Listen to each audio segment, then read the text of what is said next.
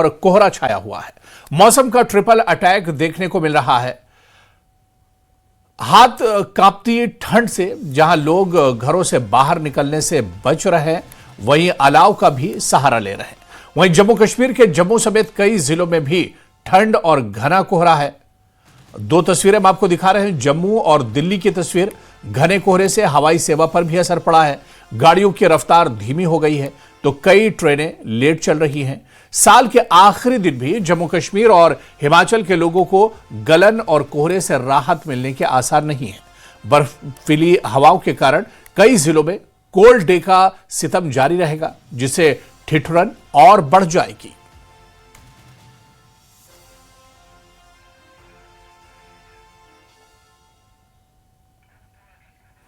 तो दो तस्वीरें हम आपको दिखा रहे हैं। एक दिल्ली की तस्वीर है जहां पर आप देखिए घना कोहरा है, और इसी तरह से जम्मू की तस्वीर भी आप देखिए कि सुबह सवेरे की तस्वीर, लेकिन कोहरा और धुंध इतनी ज्यादा है, ठंड इतनी ज्यादा है जिसकी वजह से विजिबिलिटी काफी ज्यादा कम है। और एक तस्वीर दिल्ली की है, सुबह सवेरे की बिल्कुल तस्वीर, जहां पर अंधेरा सा छाया हुआ है, गाड़ियों को चलने में काफी परेशानी हो रही है।